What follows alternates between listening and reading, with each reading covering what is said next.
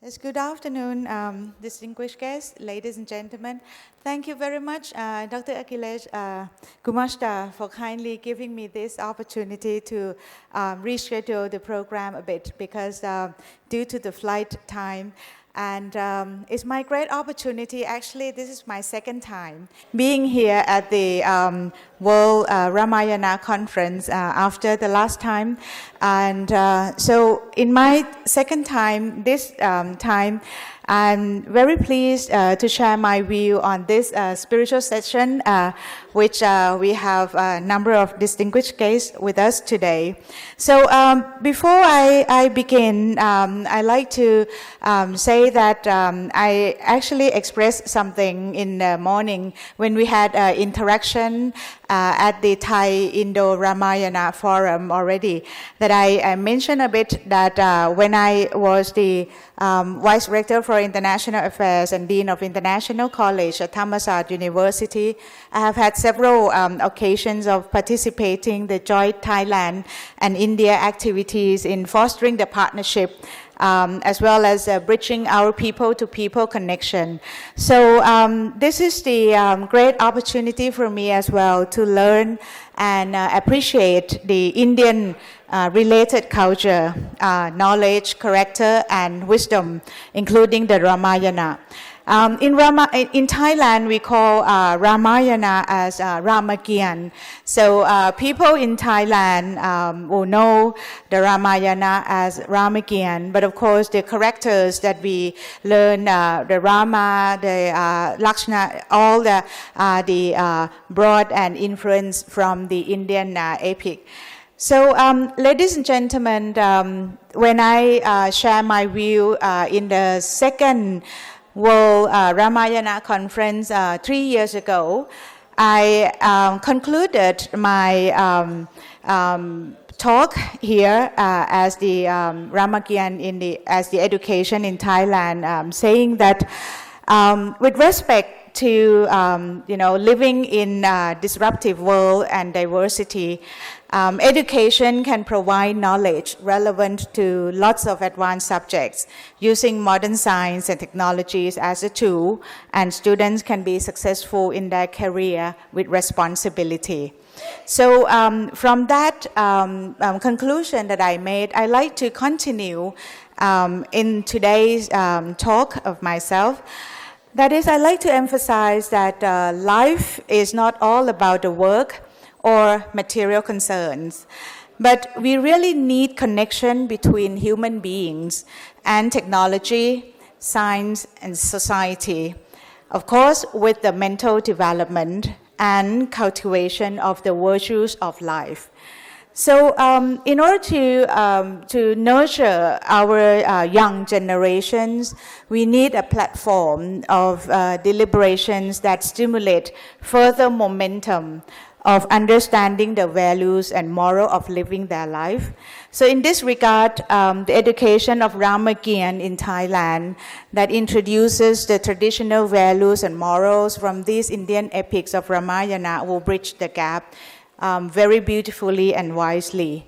So we can see that learning of Ramakien in several platforms, for example, through language, through performance and other subjects, can allow the young to appreciate the value of life, courage, love, gratitude, duty, morality, and others.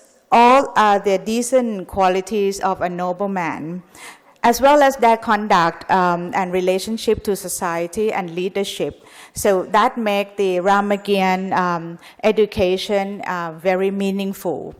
Now, let's appreciate one virtue of life that I think I can learn from the Ramakien, and it's worth talking about. And particularly, it can be the beginning step to teach our children. I like to emphasize and praise the virtues of gratitude. I think we have listened to a number of scholars talking about Sri Lama and also the virtues of Sri Lama. Rama is a great character in Ramayana, especially as a great model for the virtue of gratitude. From that, we can nurture children and to appreciate and realize the qualities of the noble man through the basis of gratitude. If we look at a number of literature, there are a number of quotes in the literature that there are no better role model than Rama to embody this great quality. Gratitude is the quality that each of us can take into mind and retain to guide us to all individual paths. Allow me to quote Buddha's teaching from the lesson of gratitude, saying that these two people are hard to find in the world. Which two? The one who is first to do a kindness, and the one who is grateful and thankful for a kindness done. So the kind and grateful people are rare. Kindness and gratitude are virtues you can cultivate. And of course, they must be cultivated together. And more importantly, when you have benefited from another person's action, a noble man will also reciprocate them.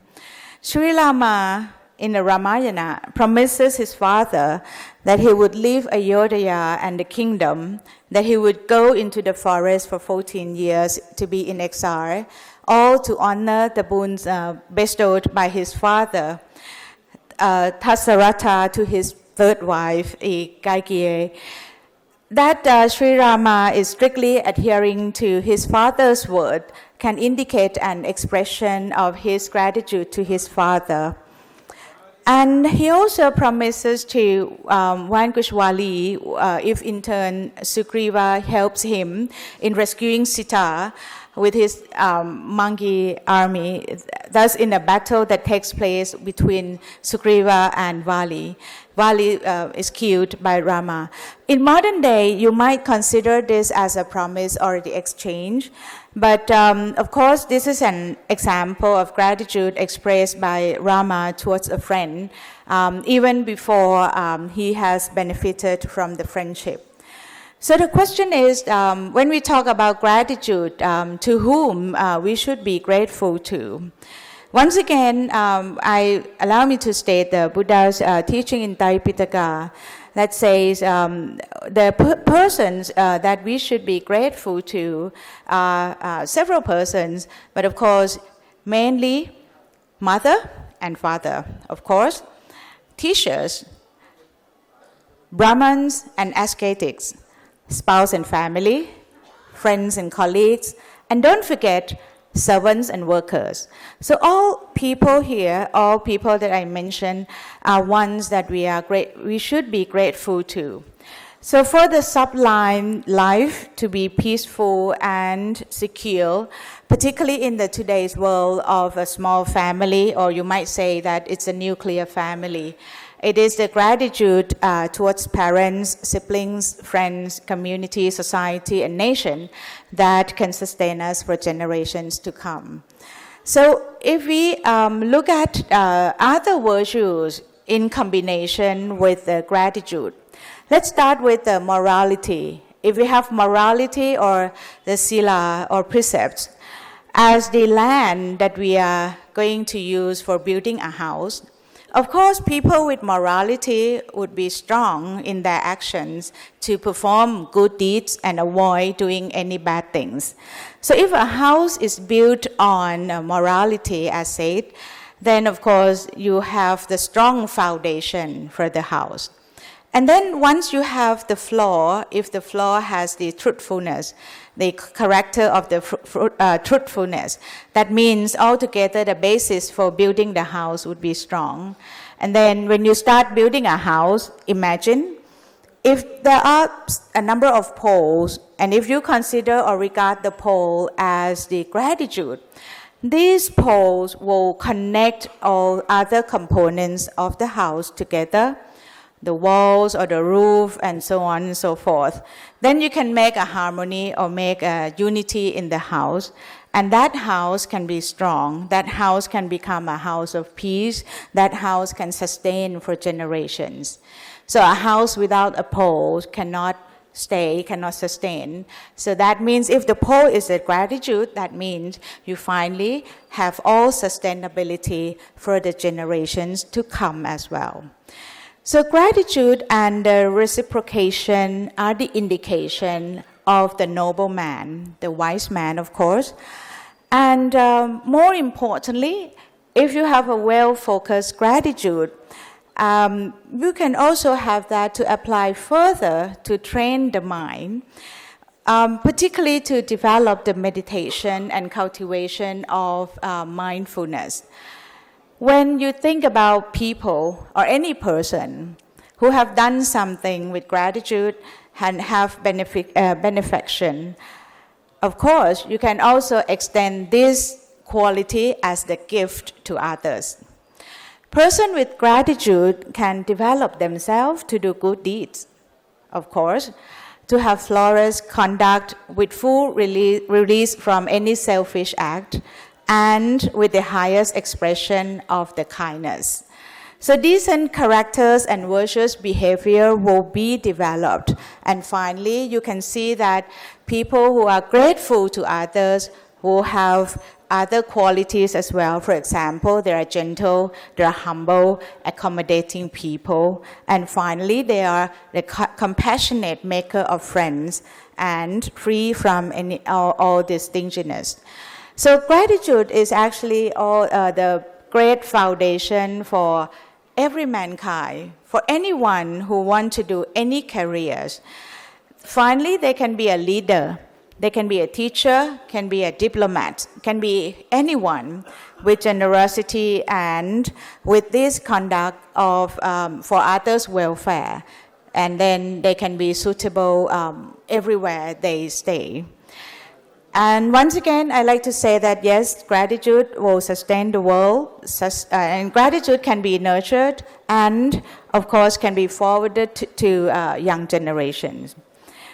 In this regard, we can bring the model of Rama to the lessons, teach children to realize and appreciate the virtues of gratitude, and finally, they can build a balanced combination of knowledge and character of the mankind, by the mankind, for the mankind.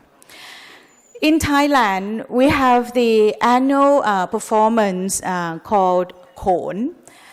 As you have seen yesterday, that we have our two ladies from Thailand who perform very graciously the Khon. And this Khon is the one of the Thai classical performance that has received the support under the royal patronage of Her Majesty the Queen. And now it received very high popularity, gaining nationwide interest. People who have seen Khon can learn not only the culture, not only the arts, but again, they can learn the virtues that are embedded in the performance.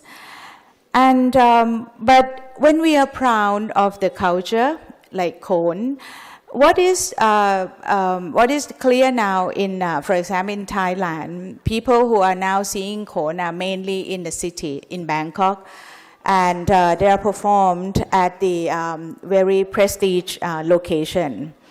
But this should be promoted at local levels as well, so that we can have deep implementation and active engagement with community, particularly people in a rural area. And some of the schools that are far from city who can also access to learn the virtues embedded in this performance. Let me raise one example that we try to bridge the gap of the knowledge and wisdom so that it can become more widespread to people at all levels and all areas in Thailand. There is one community in Nakhon Si Thammarat, which is in the southern part of Thailand. I don't know whether you have been to Thailand. Anyone have been to Thailand? You may raise your hand. Oh, wow, yes. A number of you have been to Thailand, yes. Nakhon Si Thammarat is in the south of Thailand. And there is one community, one village, initiated a so-called community welfare fund. In this running or operation of the fund, members of the community can contribute any amount of money and allocate their funds to support the revival and preservation of their own culture. They train children to perform Nora. I don't know whether you have heard of this. Nora is another form of Thai classical dance. If you talk about Ramayana, Ramayan, I like to raise it as an example how we teach children over there. When children learn Nora, they have closer interactions with the senior. Imagine that people who can perform this kind of classical dance mostly are senior, elderly persons.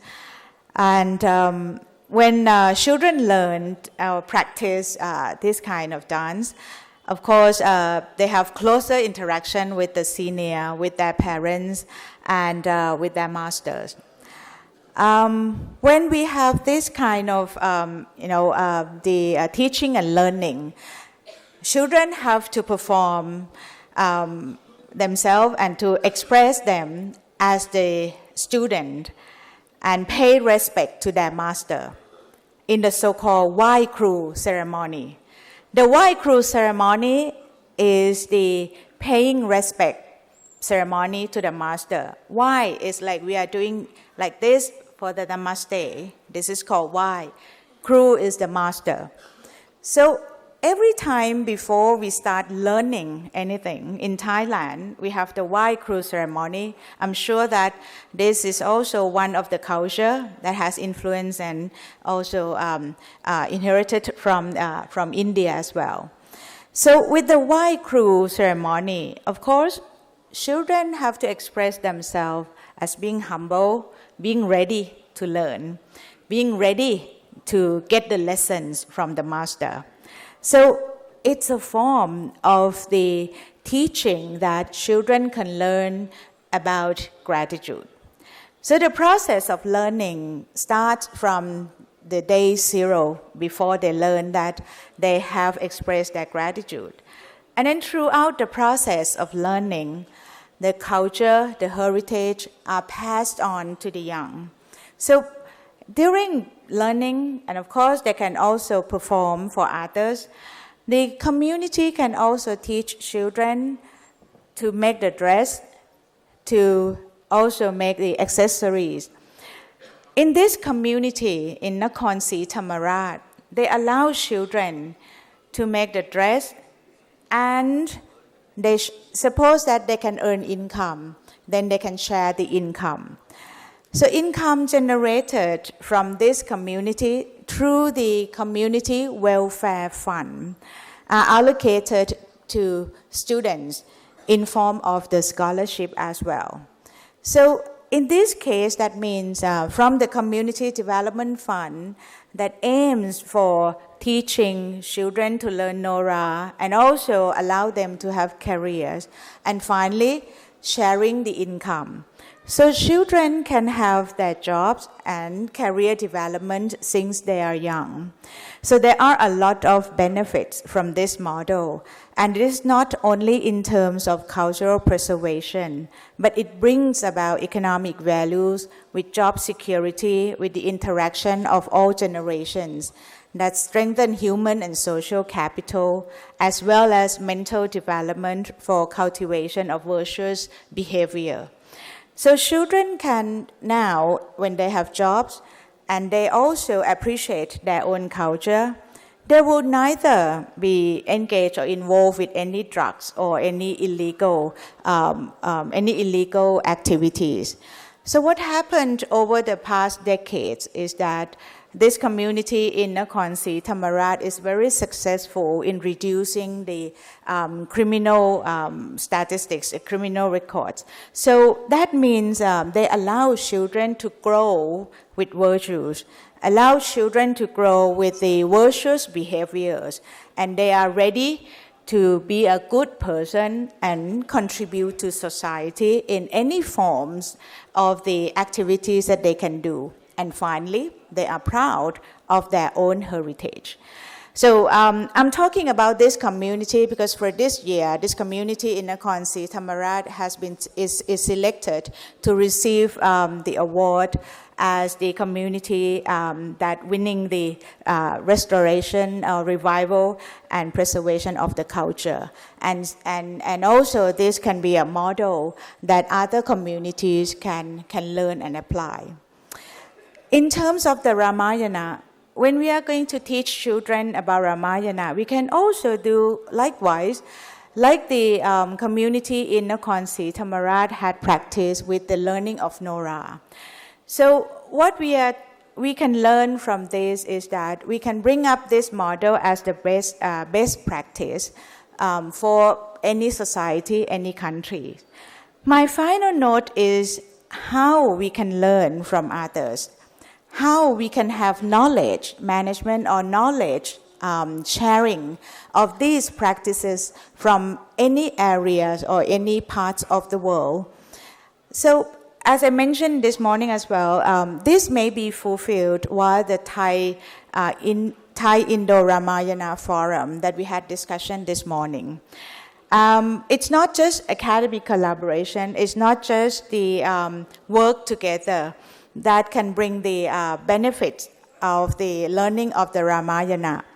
But in terms of helping on the spiritual development or mindful development, then the virtues that we can learn from each character of the Ramayana should be taken and should be more emphasized.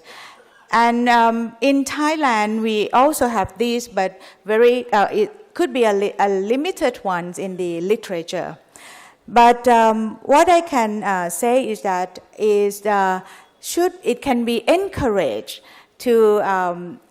for every part of the society to learn more, so that we can bring about the highest benefits of education of Ramakien and Ramayana in every country that the Ramayana has traveled to, not only Thailand, but also in other countries in the Southeast Asia or in South Asia. And these values and virtues of Ramayana will become more spiritually accepted. And of course, finally, we are going to building the country or the society of peace and of harmony as well, because everyone learns the virtues, and from the development of mind, finally it can change the attitude and behaviors, and finally you can nurture the decent people for society who can be working in any organizations and can do any careers in the future. So my last remark is that I wish to see that this World Ramayana Conference will continue in the future with the objective of bringing the treasure of mankind to the global community, so that everyone can realize that the global community, particularly in this disruptive world, can turn to moral and spiritual development, and finally we can live together in the peaceful and more sustainable community in the future. So ladies and gentlemen, I wish to thank and congratulate Dr. Gumashta as well as your volunteer working team for the best efforts to make this conference successful and fruitful. So thank you very much.